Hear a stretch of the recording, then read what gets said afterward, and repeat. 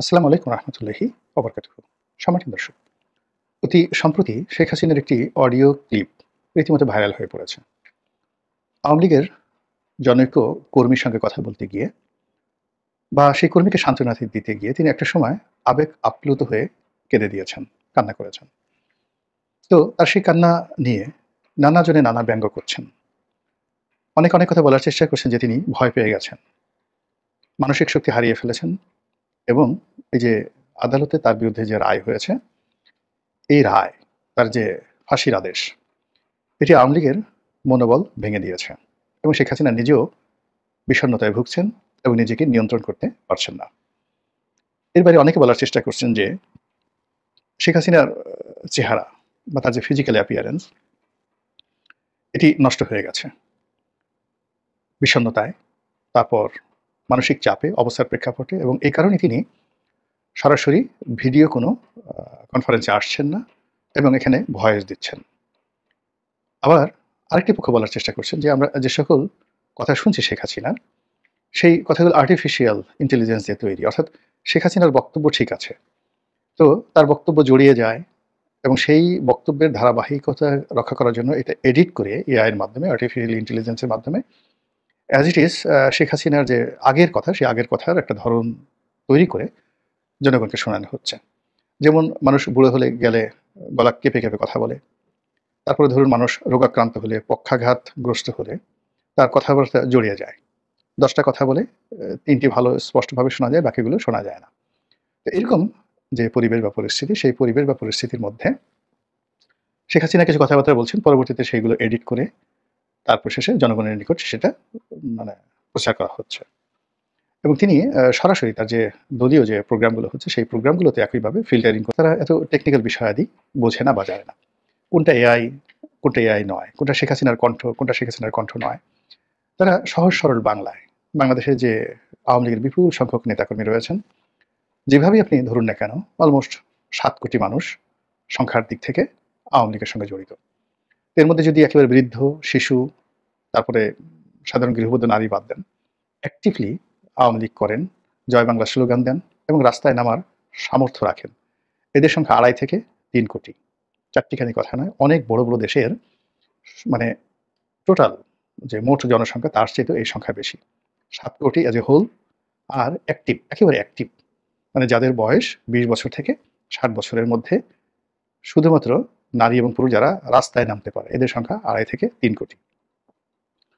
তো এই বিপুল জনগোষ্ঠী বা জনসংখ্যার মধ্যে শেখ হাসিনার বক্তব্য কি ধরনের ক্রিয়া করে, প্রতিক্রিয়া করে, শেখ হাসিনার কান্না তার নেতাকর্মীদেরকে কিভাবে আহত করে, কিভাবে বিক্ষুব্ধ করে, তার একটা বাস্তব উদাহরণ আপনাকে দেব।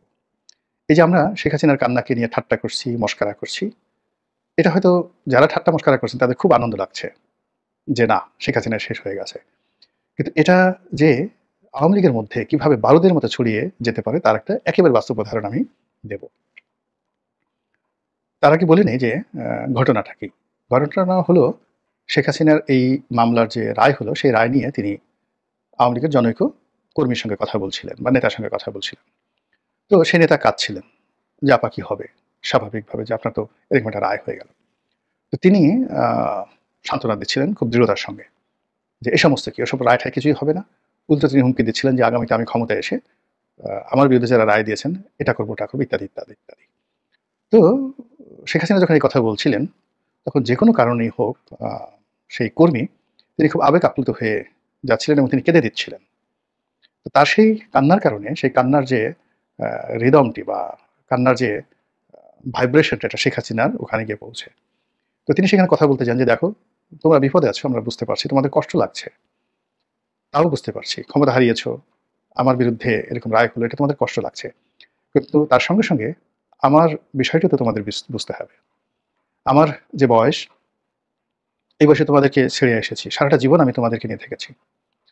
আমার জন্য অন্ন, বস্ত্র, বাসস্থান যেভাবে মৌলিক, তেমনি দলের যারা নেতাকর্মী, মানে উনি ঠিক এইভাবে বলেননি। এটা হলো মূলত যে শেখ হাসিনার জন্য, ইভেন বেগম খালেদা জিয়ার জন্য অন্ন, বস্ত্র, বাসস্থান, চিকিৎসা যতটা না গুরুত্বপূর্ণ, ঠিক তদ্রূপ রাজনীতি এবং রাজনৈতিক নেতাকর্মীদের সান্নিধ্য তাদের কাছে তদ্রূপ গুরুত্বপূর্ণ। দেখেন, বেগম জিয়ার হাত বাঁকা হয়ে গেছে, তারপর তিনি ইংল্যান্ডে ছেলে মেয়ে নাতি তাদের সঙ্গে আরামে আয়েসে থাকতে পারতেন, কিন্তু তিনি বাংলাদেশে চলে এসেছেন, হুইল চেয়ারে করে তিনি ঘুরে বেড়াচ্ছেন। তো এটা এই রাজনীতিটা তার অঙ্গ প্রত্যঙ্গ, শরীর, ডিএনএ, রক্ত মাংসের অস্থিমজ্জার সঙ্গে যেভাবে মিশে গেছে, শেখ হাসিনার ক্ষেত্রে এটা আরও বেশি। এর কারণ হলো শেখ হাসিনার যে রাজনীতি, তিনি দ্বিতীয় জেনারেশনের, তার বাবার সুবাদে তার জন্মটাই হয়েছে রাজনৈতিক পরিমণ্ডলে। ফলে বেগম জিয়ার রাজনীতির যে অভিলাষ, ভালো লাগা, মন্দ লাগা, ইচ্ছা অনিচ্ছা, তার সঙ্গে যদি শেখ হাসিনার তুলনা করেন, এটা শেখ হাসিনাকে আপনি অন্তত পক্ষে মানে বেগম জিয়ার ডবল দিতে হবে। ২ নম্বর হলো যে এই রাজনীতির জন্য যদি স্যাক্রিফাইস ধরেন, সেই স্যাক্রিফাইস, দুর্ভোগ, দুর্দশা বেগম জিয়ার চাইতে শেখ হাসিনার মানে আরও 10 টাইমস। এই রাজনীতির কারণে বেগম জিয়া তার স্বামীকে হারিয়েছেন, তার সন্তানকে হারিয়েছেন। আর শেখ হাসিনা তার পুরো পরিবারকে, বাবা, ভাই, আত্মীয় স্বজন সবাইকে হারিয়েছেন। তো ওই কথা বলতে গিয়ে তিনি আবেগ আপ্লুত হয়ে গেছেন যে, দেখো আমি তো এই রাজনীতির জন্য সব হারিয়েছি, বাড়ি ঘর, জায়গা জমি সব কিছু তছনছ হয়ে গেছে। এই কথা বলতে গিয়ে তিনি আবেগ আপ্লুত হয়েছেন এবং কেঁদেছেন, এবং এটা নিয়ে প্রতিপক্ষ ঠাট্টা এবং মশকরা করছে। এই হলো কাহিনী। এখন এই যে শেখ হাসিনার কান্না, সেই কান্না আওয়ামী লীগের 7 কোটি মানুষ আর ওই যে সক্ষম 2 থেকে 2.5 কোটি বা 2.5 থেকে 3 কোটি মানুষের মধ্যে কি ধরনের প্রতিক্রিয়া তৈরি করতে পারে, বারুদ তৈরি করতে পারে, মানুষকে যুদ্ধংদেহী করে ফেলতে পারে। সারা বাংলাদেশে আওয়ামী লীগের লোকজনের মধ্যে রীতিমতো যাকে বলে আগুন ধরিয়ে দিতে পারে, তার একটা বাস্তব উদাহরণ দেই। আমি যখন মনোনয়ন পেলাম 2008 সনে, আওয়ামী লীগ অত্যন্ত শক্তিশালী, জনপ্রিয় এবং একটা সময় শেখ হাসিনার খুবই ঘনিষ্ঠ জনাব আখম জাহাঙ্গীর হোসেন, তাকে বাদ দিয়ে আমাকে ফরিদপুর এবং চরভদ্রসন এই আসনটি 11-11 সময় বড় হয়ে যায়, এর সঙ্গে যুক্ত হয় ভাঙ্গা। তো সেখানে কাজী জাফরুল্লাহ সাহেব প্রার্থী ছিলেন ভাঙ্গাতে, আমার চেয়ে শক্তিশালী প্রার্থী, আমার আত্মীয়। তো আমার কাছে মনে হলো যে এই সময়টিতে আসলে আমার রাজনীতি হবে না, আমাকে অপেক্ষা করতে হবে। এর কারণ হলো জাফর ভাই যতদিন আছেন আমার উচিত না তাকে ডিস্টার্ব করা। এই জন্য আমি আসলে সেই 1-11 পরে ঘরে বসে রইলাম। পটুয়াখালী গলাচিপা 10 মিনিট আমি আসলে কোনো কাজ করিনি, এবং আমি যে সময়টাতে ইলেকশন করতে যাই তখন গলাচিপা 10 মিনিটে 18টা ইউনিয়ন, একটা পৌরসভা। আমি 3 থেকে 4টি ইউনিয়নের নাম জানতাম, আর গলাচিপা উপজেলা জেলা আওয়ামী লীগের সভাপতিকে চিনতাম, সেক্রেটারির নাম জানতাম, কিন্তু তার সঙ্গে আমার কখনো দেখা হয়নি আমি যখন নমিনেশন নিয়ে যাই।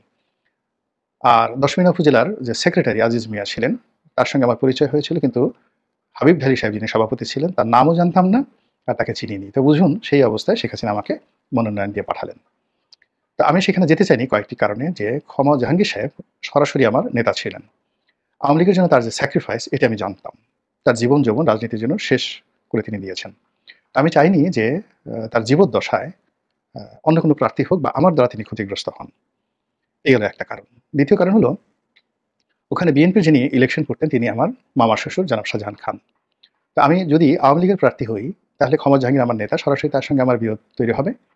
আর দ্বিতীয়ত আমার যে মামা শ্বশুর তার সঙ্গে আমার প্রতিদ্বন্দ্বিতা করতে হবে। তো আমি সারা জীবন আসলে শান্তিপূর্ণ জীবনযাপন কাটাতে চেয়েছি। এই যে যেমন ধরুন গত 1টা বছর ধরে আমার এই সময়টাতে সবচেয়ে সুবিধাভোগী হওয়া উচিত ছিল। মানে 2014 থেকে আমি যেভাবে লড়াই সংগ্রাম করছি, বিএনপির এই সুসময় আমার সবচেয়ে যাকে বলে সুবিধাভোগী, কাছের হওয়া উচিত ছিল, কোনো রিজন ছিল না কাছে না যাওয়ার। এর কারণ হলো আসলে এই পরিবর্তিত পরিস্থিতি আমার শরীর ছেড়ে দিয়েছে। আমার কাছে মনে হয়েছে যে আলহামদুলিল্লাহ, আল্লাহ তো আমাকে এমনি পরিচিতি দিয়েছে, দুটো ডাল ভাত খাওয়ার মতো সঙ্গতি দিয়েছে। মন্ত্রী হয়ে, এমপি হয়ে এমন কিছু মানে আমার পাওয়ার নেই, চাওয়ারও নেই। একবার তো হয়েছি, আলহামদুলিল্লাহ। তো যারা নতুন আছে করুক না তারা, কি দরকার, আমি আমার মতো কাজ নিয়ে থাকি। ফলে দেখুন গত 1 বছর ধরে আমি কিন্তু এভাবেই আছি। তো ওইরকম ঘরে বসে রইলাম, ফরিদপুর থেকে এসে ঘরে বসে রইলাম যে আমার আর দরকার নেই, ঝামেলা জড়াবো না। ফরিদপুরে জাফর ভাই আছে, আর ওখানে ক্ষমা জাহাঙ্গীর শাহজাহান খান আছে। ফলে আই হ্যাভ টু ওয়েট। ঘরে বসে আছি। এর মধ্যে 1-11 হলো, এবং আখমা জাহাঙ্গীর হোসেন সাহেব থেকে শুরু করে অন্যান্য যারা আছেন তারা সংস্কারবাদী গ্রুপে চলে গেলেন। নেত্রী ভীষণভাবে খেপে গেলেন। তো খেপে যাওয়ার পর তিনি বিকল্প প্রার্থী খুঁজছিলেন ক্ষমা জাহাঙ্গীরকে একটা শিক্ষা দেওয়ার জন্য, এবং সামহাও তিনি আমাকে পিক আপ করলেন। তো আমাকে যখন পিক আপ করলেন আমি খুব আশ্চর্য হলাম। যেদিন আমাকে মনোনয়ন দিলেন, তো সেই দিন তিনি বললেন যে, আমি তোমার বায়োডাটা দেখেছি, ইউ আর এ চ্যালেঞ্জিং বয়, যাও তোমাকে একটা চ্যালেঞ্জ দিলাম, ইলেকশন করো। কিন্তু সমস্যাটা হলো যে জনাব ক্ষমা জাহাঙ্গীর তার 40 বছরের রাজনৈতিক ক্যারিয়ারে গলাচিপা 10 মিনাতে এমনভাবে তিনি সাজিয়েছিলেন, ওখানে শেখ হাসিনার চাইতেও মনে হতো যে তার ক্ষমতা বেশি, এবং ওখানে আওয়ামী লীগ নাই, কিছু নাই, সবই ক্ষমা জাহাঙ্গীরের লীগ। ফলে আমি একটা নমিনেশন নিয়ে গেলাম, দাঁড়ালাম। ওখানে আমাকে ঢুকতে মানে ঢোকার মতো কোনো অবস্থা ছিল না। মানে in terms of political power, popularity সব মিলিয়ে মানে কমল জাহাঙ্গীরের বিকল্প মানে আমি একটা তেজপাতা নিয়ে সেখানে গেছি, এরকম একটা অবস্থা তৈরি হলো। ২ নম্বর হলো যে আমার মামা শ্বশুর, তিনি ধনাঢ্য ব্যক্তি। ওই পটুয়াখালী জেলার সবচেয়ে ক্ষমতাধর ২-৩ জন যারা লোকজন রয়েছেন, যারা গত ৫০ বছর ধরে পটুয়াখালী জেলার রাজনীতি, অর্থনীতি, ব্যবসা, বাণিজ্য সবকিছু নিয়ন্ত্রণ করেন। ৩ জন ব্যক্তি, পিনু, কুট্টি, শাহজাহান খান। যে দলই ক্ষমতায় আসুক, তো তাদের মধ্যে শাহজাহান খান এই ত্রয়ীর মধ্যে একজন। এখন মিস্টার পিনু উনি পৌরসভার মেয়র, কুট্টি সরকার সবচেয়ে বড় ব্যবসায়ী এবং এখন এই বর্তমানে অ্যাট দিস মোমেন্টে পটুয়াখালী জেলা বিএনপির সভাপতি। তো এই একটা ঝামেলার মধ্যে আমি আসলে জড়াতে চাচ্ছিলাম না, কিন্তু শেখ হাসিনা সেখানে দিলেন। তো আমি গিয়ে এত বিপদের মধ্যে পড়লাম, আমার কাছে মনে হলো ছেড়ে দে মা, কেঁদে বাঁচি, যে এখান থেকে পালাতে পারলে আমি বাঁচি। একটা লোক আমার সাথে আসে না, কেউ বিশ্বাসই করেন আমি মনোনয়ন পেয়েছি, বাচ্চা ছেলে, কোত্থেকে আসলাম ইত্যাদি ইত্যাদি, সারাদিন শুধু আল্লাহ বিল্লাহ করি। আর এদিকে মনোনয়ন পরিবর্তন করার জন্য শেখ হাসিনার বাসার সামনে সেই কাফনের কাপড় পরে ক্ষমা জাহাঙ্গীর সাহেব, তার যারা লোকজন রয়েছেন, তারা মানে কয়েকশো লোক দিন রাত সেখানে মানে অনশন শুরু করে দিলেন। এবং গলাচিপার এবং ১০ মিনার যত শীর্ষ নেতৃবৃন্দ আছেন, প্রেসিডেন্ট, সেক্রেটারি, সবাই তখন সুধা সদনের সামনে বিপ্লব করছেন, আমি গলাচিপাতে। এর মধ্যে হঠাৎ কি ঘটলো, দেখলাম যে গলাচিপার যে সকল নেতৃবৃন্দ কাফনের কাপড় পরে ঘোরাফেরা করছিলেন ওখানে, তারা সবাই গলাচিপা উপস্থিত এবং সবাই আমার পক্ষে নেমে গেলেন। নির্বাচনের মাঠ আমার পক্ষে চলে আসলো। তা আমি গলাচিপা সেই যে আওয়ামী লীগের সেক্রেটারি, তিনি মারা গেছেন, গোলাম মোস্তফা টিটু, তাকে জিজ্ঞেস করলাম যে টিটু ভাই ঘটনাটা কি? তখন তিনি বললেন যে আমরা যখন বিপ্লব করছিলাম তখন তিনি আমাদেরকে ডেকে নিলেন, সবাইকে ভিতরে আসো। আমরা গেলাম, বসতে বললেন। তারপর তিনি বললেন যে তোমরা ক্ষমা জাহাঙ্গীরের জন্য, তার মনোনয়নের জন্য দাবি করতেছ, ঘটনা ঠিক? বলে হ্যাঁ ঠিক। এখন বলো আমাকে বেশি ভালোবাসো না ক্ষমা জাহাঙ্গীরকে বেশি ভালোবাসো? তো তারা বললো যে আপনাকে বেশি ভালোবাসি। তো বললো তাহলে আমার কাহিনী শোনো। আমি ক্ষমা জাহাঙ্গীরকে কত ভালোবাসতাম, ওর লেখাপড়ার খরচ আমি দিয়েছি, ওর সংসার চালানোর খরচ আমি দিয়েছি, ওকে বিয়ে করিয়েছি আমি, ওর মেয়ের একটা চোখ নষ্ট ছিল, আমি অপারেশন করিয়েছি, তারপর ছাত্রলীগের সেক্রেটারি বানিয়েছি, আওয়ামী লীগের সহদপ্তর সম্পাদক বানিয়েছি, এবং সবসময় আমার কাছের লোক হিসাবে তাকে গত তিনটি নির্বাচনে মনোনয়ন দিয়ে, দুটো নির্বাচন ২ বার সে এমপি হয়েছে, এবং আমি তাকে মন্ত্রী বানিয়েছি। রাস্তার ছেলে, সারা দুনিয়া উল্টে যেতে পারে, সারা দুনিয়ার মানুষ আমার বিরুদ্ধে যেতে পারে, তোমরা বলো তো ক্ষমা জাহাঙ্গীর আমার মৃত্যু চাইতে পারে? ১-১১-র সময় আমি যখন জেলে, তখন আমাকে মেরে সেখানে সংস্কারবাদী লোকদেরকে নেতা বানানোর জন্য যে চক্রান্ত করা হয়েছে, তার শীর্ষ লোক হিসেবে ক্ষমা জাহাঙ্গীর ছিল। এই কথা বলে শেখ হাসিনা সেই গলাচিপার অঝরের নেতাকর্মীদের সামনে অঝরে কান্না শুরু করলেন। প্রত্যেকটা নেতাকর্মী মুহূর্তের মধ্যে চেঞ্জ হয়ে গেলেন, সবাই হাওমাও করে কান্না শুরু করলেন, সবাই নেত্রীর পা ধরে মাপ চাইলেন, আমাদের ভুল হয়ে গেছে, আর কখনো আমরা ক্ষমা জাহাঙ্গীরের নাম নেব না, আপনি যাকে মনোনয়ন দিয়েছেন আমরা তার পক্ষে আজকে থেকে কাজ করলাম, দিস ইজ শেখ হাসিনা। এই হলো তার নেতাকর্মীদের কাছে তার কান্নার, তার চোখের পানির মূল্য। তো কাজেই প্রবাসী থেকে মানুষের যে মানুষ মানুষের জন্য কি না করে, পিতার জন্য পুত্র জীবন দিয়ে দেয়, পুত্রের জন্য পিতা জীবন দিয়ে দেয়, কিন্তু রাজনীতির যে বন্ধন, সেই বন্ধনে নেতার জন্য, নেত্রীর জন্য অকাতরে জীবন দিয়ে দেয়। ২১ আগস্টের গ্রেনেড হামলা যখন হলো, আমি সেই গ্রেনেড হামলার একদম বাস্তব সাক্ষী। শত শত মানুষ মানব ঢাল তৈরি করে শেখ হাসিনাকে সেদিন রক্ষা করেছে, তাদের সারা শরীর সেই গ্রেনেডের যে স্প্রিন্টার তছনছ হয়ে গেছে। তার মধ্যে ঢাকার মেয়র ছিলেন মোহাম্মদ হানিফ, তিনি সেই মানব বন্ধন তৈরি করেছিলেন, মানব ঢাল তৈরি করেছিলেন, এবং তিনি সেই গ্রেনেড হামলার সেই বিষাক্ত আরজেস গ্রেনেডের যে স্প্রিন্টারে তিনি মারা গেছেন। শেখ হাসিনার বডিগার্ড, আমাদের গলাচিপার, বাড়ির নাম ছিল মামুন, আলিপুরা বাড়ি, তিনিও মারা গেছেন এই তাকে রক্ষা করতে গিয়ে। তো নেতার প্রতি, নেত্রীর প্রতি কর্মীদের যে ভালোবাসা, শ্রদ্ধা, এটার জন্য অকাতরে যেভাবে নেতা নেত্রী প্রাণ দিতে পারে, অনেক সময় পিতার জন্য পুত্র দেয় না, পুত্রের জন্য পিতাও দেয় না, এই রাজনৈতিক বন্ধন। আমি গলাচিপাতে অনেকের সঙ্গে কাজ করেছি, আমার অনেক ক্রাইসিস গেছে, কিন্তু কিছু মানুষ গলাচিপা ১০ মিনিটে যারা আমার জন্য অকাতরে জীবন দেওয়ার চেষ্টা করেছে, হয়তো তারা মরেনি, কিন্তু তারা চেষ্টা করেছেন। কাজেই আমি আমার নিজের ছেলে সন্তানের চাইতে ওই যে সকল নেতা কর্মী এখন আমার জন্য কাঁদে, প্রতিটি মুহূর্তে আমি তাদের জন্য কাঁদি, দোয়া করি, এটি রাজনীতির বন্ধন। তো সেই রাজনীতির বন্ধনের জায়গা থেকে শেখ হাসিনা ইজ ক্রাইং, তিনি কাঁদছেন। এই কান্না অভিনয় নয়।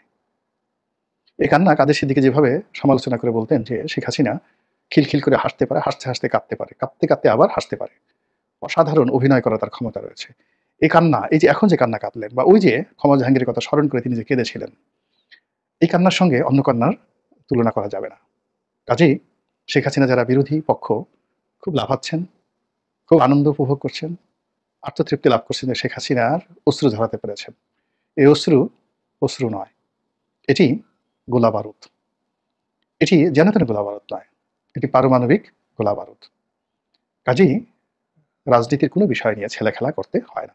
মুহূর্তের মধ্যে, এটা এত দ্রুত, 1 মিনিটও সময় লাগে না যে কোনো রাজনীতির যে পরিবেশ পরিস্থিতি 180 ডিগ্রি উল্টে যেতে। মহান আল্লাহ আমাদের সবাইকে হেদায়েত দান করুন এবং হেফাজত করুন। আসসালামু আলাইকুম ওয়া রাহমাতুল্লাহি ওয়া বারাকাতুহু।